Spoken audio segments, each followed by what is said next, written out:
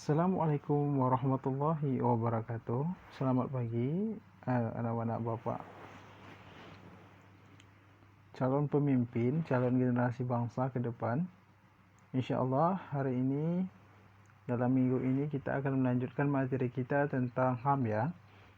Alhamdulillah kita sudah menjelaskan dari minggu lalu tentang HAM dalam sebuah konstitusi negara ya. Yang insya Allah ini akan kita lanjutkan lagi. Ada beberapa HAM sebelum kita masuk ke situ, ada beberapa HAM yang mengatur dalam undang-undangan. Ada Undang-Undang Nomor 39 Tahun 1999 tentang hak asasi manusia. Ada banyak ya. Itu sudah kita jelaskan secara terperinci dari hak untuk hidup sampai hak wanita sampai hak anak ya, terakhir ya. Hari ini kita akan masuk kepada materi baru. Oke. Kategori ini dalam kategori HAM. Ini terdapat di dalam Undang-Undang 1945. Ini diberikan kebebasan kepada setiap individu untuk ikut serta dalam hal berikut ini. Kategori HAM yang dianut itu ada, sebetulnya di sini ada 4. Ini lebih banyak lagi. Oke. Kategori HAM dalam pasal Undang-Undang Negara Republik Indonesia tahun 1945 adalah tentang pribadi, yakni tentang kepribadian seseorang itu hak dan hak untuk berpolitik juga. Jadi setiap individu itu berhak ikut serta dalam politik atau terlibat dalam kebijakan politik di sebuah negara, karena itu merupakan suatu hak dan kewajiban bagi dirinya. Oke, selain itu juga hak ekonominya, ini hak untuk hidup, hak untuk mengembangkan diri dan tumbuh dalam mesejahterakan dirinya. Itu di mana negara mengatur tentang hal tersebut. Jadi kalau misalkan ada orang yang ingin mengembangkan dengan jualan, ingin mengembangkan ekonomi dan ingin hidup sejahtera, maka dia harus berusaha semaksimal mungkin. Ya, ini negara memberikan hak mereka untuk tumbuh sejahtera ya. Walaupun di sini pemerintah, kalau misalkan ada hak yang memang menjadi tugas pemerintah untuk mesejahterakan rakyatnya.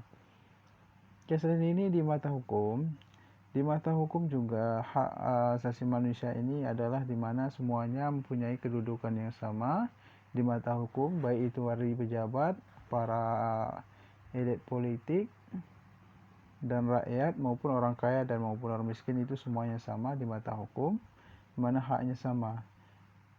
Dan juga selain hukum di peradilan juga di mana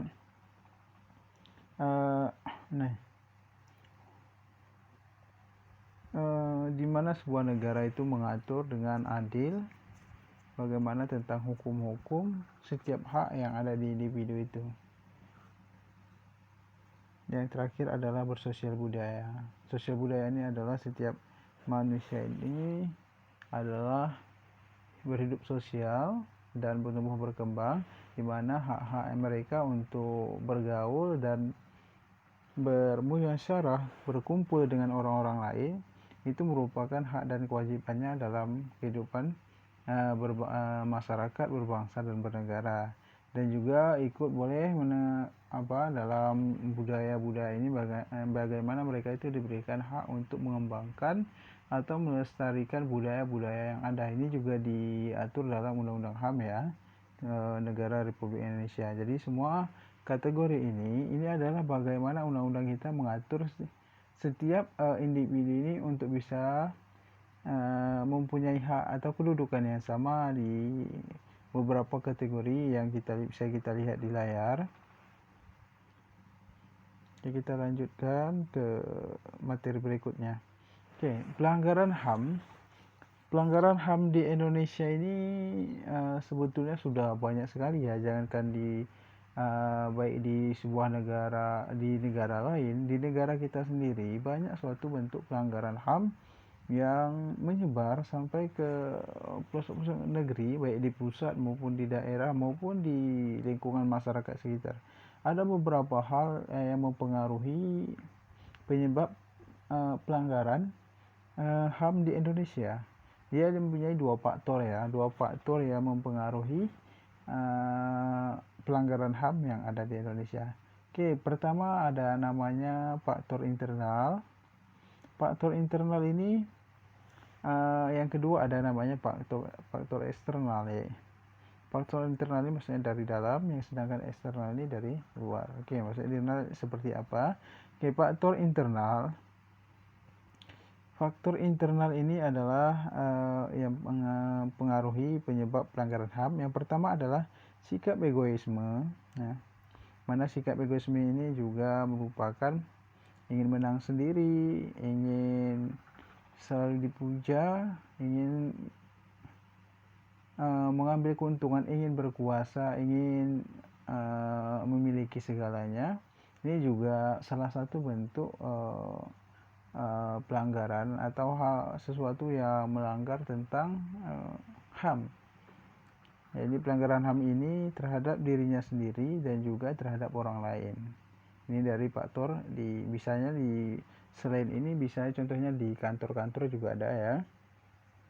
Di kantor itu ketika ada di dalam kantor itu ketika sikap egoisme itu diutamakan, itu juga bentuk pelanggaran ya, ingin berkuasa, ingin memegang segalanya, ingin memiliki kewenangan yang besar dia. Ini adalah suatu sifat yang bisa mempengaruhi HAM dalam faktor internal ya.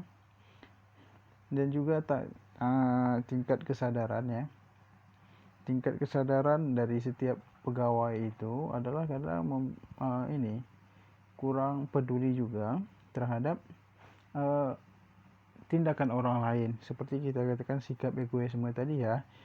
Bahkan tingkat kesadaran bagaimana kurang memperhatikan pegawai-pegawai yang lain, hanya menganggap penting urusannya bisa diselesaikan. Ini adalah tingkat kesadaran seharusnya menjaga orang-orang yang lain juga, yang dimana kita ketika bekerja dalam sebuah perkantoran itu bagaimana tingkat kesadaran kita untuk memperbaiki sebagaimana tugas yang seharusnya kita kerjakan. Juga ada yang ketiga adalah sikap tidak toleran ya. Ini tidak ada rasa terima terhadap kepentingan orang lain terhadap dirinya ya. Ini biasanya adalah kalau kita bekerja dalam suatu sikap ini harus kita jauh dari kita ya, maksudnya tidak menghargai orang lain dan bagaimana menghormati kebijakan orang lain, keputusan orang lain atau bermusyawarah. Ini adalah satu sikap tidak terima dengan ini ya, dengan kondisi orang lain, tapi ingin hanya menerima kondisinya. Ini merupakan sikap yang bentuk pelanggaran yang bisa merugikan baik kepada individu itu sendiri, juga bisa berpengaruh terhadap pelanggaran orang lain juga. Oke, ada juga namanya faktor eksternal. Faktor eksternal ini apa aja sih sebetulnya? Oke, kita lihat faktor eksternalnya adalah ketidaktegasan aparat penegakan hukum. Oke, ini ketika ada namanya suatu bentuk kejahatan atau orang korupsi, kadang tidak tegasan aparat penegak hukum dalam mengambil suatu keputusan ini bagi yang sudah melanggar. Kadang di sini ketika ada hak orang lain diambil oleh seseorang, itu kan bentuk di mana seharusnya aparat itu bertugas dalam menjalankan tugasnya untuk memberikan pelayanan terbaik, bukan ketika hukum itu hanya dianggap sebagai hanya untuk para penguasa. Ini tidak ya, harusnya di mata hukum itu semuanya sama. Ini faktor-faktor yang seperti ini, ketika faktor yang aparat penegak hukumnya saja tidak bisa memberikan suatu kebijakan keputusan yang seharusnya memang menjadi tugasnya, itu kan menjadi suatu permasalahan besar dalam penyebab terjadinya suatu pelanggaran di Indonesia maupun di mana aja ya. Ini karena ketika mereka ditugasi sebuah pekerjaan, seharusnya mereka melakukan suatu keputusan atau kebijakan pelaksanaan tugasnya itu sesuai dengan undang-undang yang telah mengatur tentang pekerjaan mereka. Jadi aparat hukum ini seharusnya tegas dalam menindak para pelaku korupsi, tingkat kejahatan, atau bentuk pelanggaran yang bisa merugikan orang lain ya. Contohnya seperti pembunuhan. Ini adalah ketika aparat itu kadang tidak tegas dalam mengambil suatu keputusan, baik itu juga mungkin dari pengadilan atau dari mana saja ya yang bertugas dalam penegakan hukum yang ada di Indonesia. Ada juga adalah selain itu ada juga namanya adalah penyalahgunaan kekuasaan. Ini sering terjadi ya kalau misalkan ketika para pejabat politik melakukan suatu melebihi daripada kewenangan yang seharusnya menjadi kewenangannya. Kadang sebagian mengambil hak orang lain yang bukan menjadi miliknya. Nah, di sini kan banyak penyalahgunaan kekuasaan ya. Kadang seharusnya kekuasaan itu digunakan untuk bisa mengatur orang lain, tapi mengatur orang lain untuk memberikan pelayanan kepada masyarakat dengan baik. Tapi kadang penyalahgunaan wewenang ini adalah digunakan untuk bagaimana merampas para birokrat, para pegawai-pegawai dalam melaksanakan tugasnya untuk patuh terhadap kebijakan keputusan yang tidak sesuai memang dengan tugas dan wewenang ya. Ini menjadi perhatian serius bagi kita nanti, bagi anak-anak bapak sekalian. Ini kalian sebagai generasi bangsa itu bagaimana kalian calon pemimpin yang akan merubah cara berpikir yang seperti ini. Ini seharusnya kita gunakan adalah untuk membangun komitmen dengan adanya suatu belajar HAM ini, kita adalah untuk mengingatkan kembali. Ini selain di sini, ini adalah penyalahgunaan kekuasaan adalah menjadi suatu secara umum ya. Tapi di sini juga kita harus memahami tentang ada faktor internal tadi ya. Sebelum kita lanjutkan di faktor eksternal, di faktor internal tadi sikap egoisme itu juga berpengaruh terhadap diri sendiri seseorang. Jangan, makanya kita dengan belajar HAM ini bagaimana sikap egois ini kita jauhkan daripada kebiasaan kita ya, karena bisa merugikan orang lain juga. Faktor eksternal di internal kita ini, sikap tidak, tingkat kesadaran kita kepada orang lain juga ini seharusnya kita banggakan. Makanya dengan belajar HAM ini kita bagaimana menghargai orang lain untuk lebih mau menghargai orang lain terhadap apa yang menjadi keputusannya, karena kita mengambil suatu hak orang lain itu adalah suatu perbuatan yang tidak baik. Oke, di penyalahgunaan kekuasaan ini adalah seperti yang kita sampaikan tadi, banyak para penguasa ini tidak mengerjakan tugasnya, malah membuat suatu keputusan yang banyak menguntungkan tapi menyalahi aturan yang ada. Ini adalah suatu prinsip yang harusnya kita jauhi, harusnya kita hindari, supaya apa? Supaya tidak terjadi suatu hal-hal yang bisa merugikan rakyat orang banyak, baik pribadi, lingkungan kantor itu maupun ya di lingkungan masyarakat luas. Oke, yang ini kesenjangan sosial ya. Terjadi kesenjangan sosial antara misalkan antara miskin dengan yang kaya. Bagaimana kehidupan sosial orang kaya itu dari orang kaya dengan orang miskin itu kadang dibedakan ya, baik dari senja dimana orang kaya kadang diberikan suatu sesuai dengan pelayanan yang baik, tapi yang orang yang kurang yang masih dianggap masyarakat ke bawah, menengah ke bawah itu kadang pelayanannya berbeda. Ini adalah bentuk pelanggaran HAM yang sering dilakukan ya, sering terjadi di masyarakat kita, tentunya di Indonesia ya. Ini banyak terjadi suatu kesalahan atau dimana ketika pelanggaran yang dilakukan oleh para baik para penguasa maupun para pejabat ketika mereka menghadapi orang yang berbeda golongan ataupun berbeda tingkat kemakmurannya ya.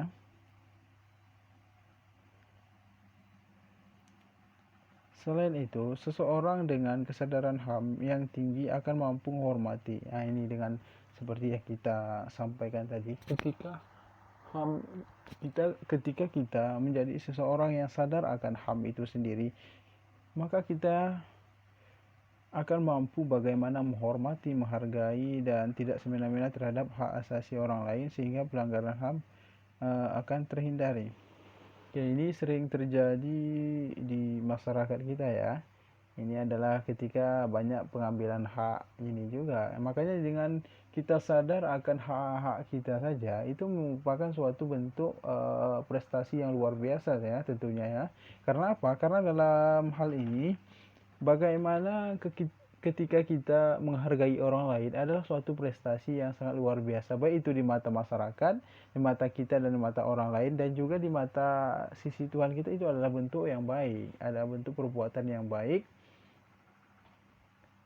karena juga selain itu akan memunculkan sikap harmoni atau bagaimana kekeluargaan yang kuat dan menjaga hubungan silaturahmi yang hebat. Itu tentunya sudah pasti. Makanya dengan adanya kita sadar akan HAM itu sendiri, ketika kita bisa mengontrol diri, bisa menjaga diri kita saja tanpa mengganggu orang lain, dan sadar untuk bagaimana berbuat yang lebih baik. Itu tentunya dimanapun ada kita berada, kita pasti akan dihargai oleh orang lain ketika kita melakukan suatu perbuatan yang tidak mengganggu orang lain dan memberikan yang terbaik kepada orang lain. Contohnya salah di sini adalah ketika kita dalam belajar, kita kadang suka mengambil hak orang lain. Nah, hak orang lain yang seperti apa? Ketika ada bentuk dalam proses pembelajaran, ada ketika kita ada mau bertanya dan orang lain pun bertanya, kita mengambil untuk kita saja dulu bertanya, tidak memberikan kesempatan kepada orang lain, itu adalah bentuk pelanggaran terhadap hak orang lain juga. Makanya kita ini harus sadar tinggi, karena setiap orang itu mempunyai pemahaman yang berbeda-beda. Maka di sini diberikan kesempatan kepada setiap orang untuk sadar terhadap dirinya sendiri bahwa HAM itu sangat penting dalam kehidupan dimanapun Anda berada. Ini kasus pelanggaran HAM yang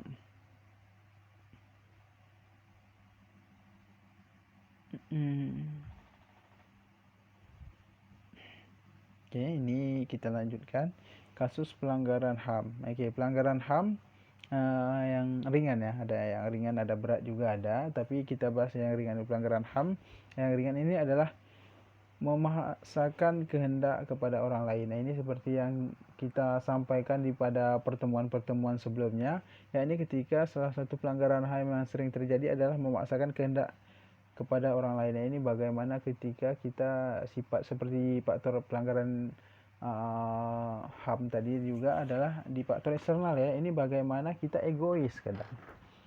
Harus seseorang itu ikut akan perintah kita, ikut akan bagaimana cara berpikir kita, itu juga tidak boleh ya. Itu adalah bentuk pelanggaran atau mengambil hak orang lain ya untuk kita. Jadi ketika kita memaksakan sesuatu itu kepada orang lain, itu adalah perbuatan yang kurang baik terhadap kita tentunya ya, dan juga orang lain.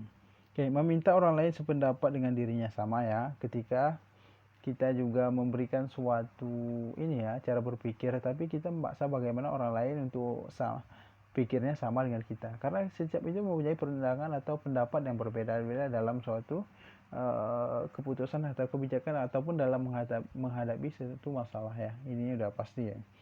Dan melarang orang lain untuk beribadah ini kan adalah bentuk yang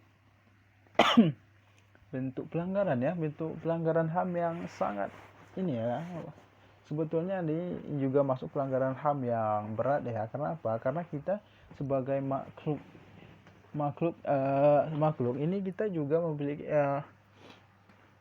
memiliki Tuhan atau kepercayaan. Ketika kita sudah bagaimana melarang orang lain untuk beribadah, itu adalah bentuk pelanggaran yang sangat luar biasa ya. Karena Allah menciptakan kita untuk beribadah kepadanya. Tapi ketika kita melarang orang lain untuk beribadah, itu adalah bentuk pelanggaran HAM yang sangat besar bagi kita. Inilah pelanggaran-pelanggaran yang mengusik kepercayaan, dan Allah pun bisa murka kepada kita ketika kita mengajak teman lain untuk jangan beribadah. Ini sering dilakukan oleh siswa kita, ngapain dulu sholat, ngapain dulu ini, kan kita masih muda. Ini ketika kita mengajak orang lain untuk tidak sholat, maksudnya bukan berarti kita menolak melarang orang lain itu secara langsung, tapi mengajak orang lain untuk tidak sholat juga adalah bentuk larangan kita bentuk larangan kita melarang orang lain untuk beribadah dan mengajak kepada perbuatan yang ini perbuatan yang tidak baik. Ini adalah suatu pelanggaran HAM secara ringan ya. Tapi sebetulnya ini adalah bentuk pelanggaran HAM yang berat bagi kalau Bapak berpikir ya dalam hal ini. Tapi dalam buku kita mungkin dianggap ringan, tapi ini adalah suatu bentuk pelanggaran HAM yang sangat besar ya tentunya. Karena kita hubungan kita dengan yang Maha Pencipta. Juga adalah melarang orang lain untuk berpendapat. Nah, ini kan bentuk melarang orang lain untuk berpendapat kan itu adalah sesuatu hal yang dimana kita sudah jelas-jelas mengambil hak orang lain. Ya, ini melarang orang lain untuk berpendapat, hanya ikut patuh kepada putusan satu orang saja. Ini kan bentuk merasa kita ini paling bagus, paling baik di antara lain.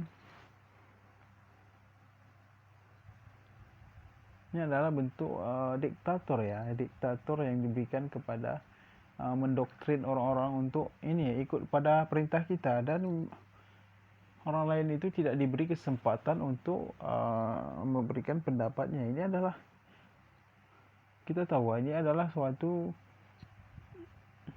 yang ini salah satu perbuatan yang sangat tidak baik ya, dan buruk tentunya bagi kita sendiri dan juga orang lain ya. Di sini juga bisa menyebabkan salah satunya adalah orang itu akan tidak percaya dengan kita, dan orang lain juga merasa dirinya kurang dihargai dan kurang menganggap dia yang paling hebat. Jadi di sini adalah salah satu bentuk yang bisa juga memisahkan kita, pertemanan kita, silaturahmi kita, dan juga bisa terjadi adalah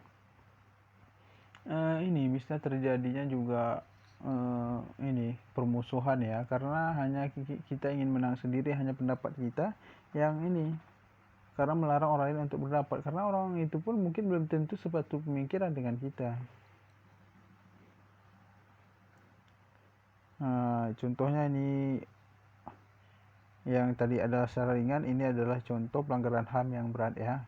Yang berat ini adalah contohnya adalah kejahatan genosida, atau contohnya disebut adalah membunuh anggota kelompok. Di sini adalah contohnya kita dalam suatu dalam kehidupan bernegara, kita kadang membunuh orang lain. Ini adalah bentuk pelanggaran HAM ya, karena merenggut, mengambil hak orang lain. Ini kan adalah suatu perbuatan yang sangat besar ya, di mata Tuhan kita juga dosa besar, apalagi kita membunuh orang lain dalam sebuah negara saja mengancam, apalagi Tuhan. Kalau Tuhan yang begitu luar biasa, kan Tuhan aja sudah melarang, apalagi negara.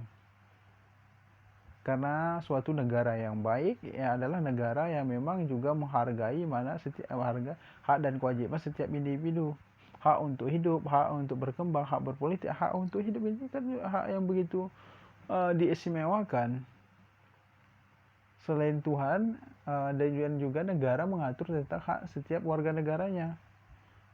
Dan kita sendiri sudah tahu dalam Undang-Undang Negara Republik Indonesia tahun 1945 juga mengatur tentang hak untuk hidup setiap orang. Tapi ketika kita sudah mengambil hak atau nyawa orang lain, adalah bentuk pelanggaran HAM yang sangat berat ya.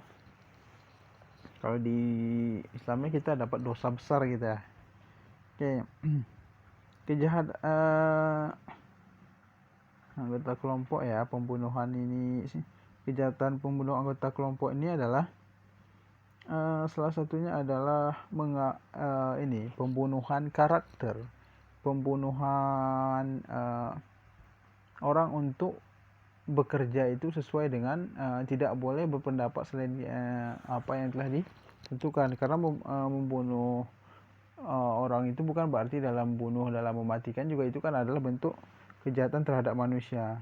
Tapi kejahatan yang genosid adalah bagaimana ketika kita membunuh anggota kelompok itu dalam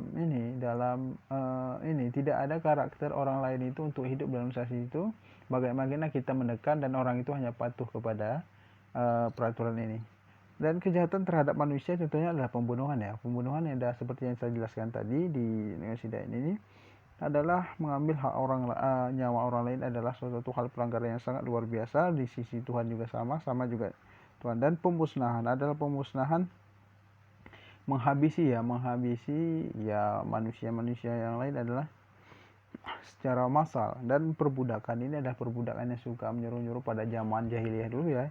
Ini sering terjadi pada zamannya Rasulullah juga, dan juga ada pada zaman yang sekarang ya, bagaimana perbudakan itu dilakukan oleh kadang sebagian orang kaya terhadap orang miskin, dan para pejabat terhadap anggota-anggota pegawai yang dianggap mereka takut terhadap para pemimpin. Ini adalah bentuk, contohnya adalah penyalahan wewenang ya, seperti faktor eksternal ini contohnya seperti ini. Oke, kita dari materi ini kita sudah menjelaskan ada beberapa ya tentang kategorisasi dalam Undang-Undang 1945, ada seperti politik, hukum, ada juga tadi bentuk pelanggaran secara eksternal dan internal, dan yang terakhir adalah bentuk pelanggaran HAM yang secara ringan dan secara berat. Mudah-mudahan apa yang Bapak sampaikan ini memberikan suatu manfaat faedah bagi kita semua. Bapak akhiri pertemuan kali ini. Assalamualaikum warahmatullahi wabarakatuh.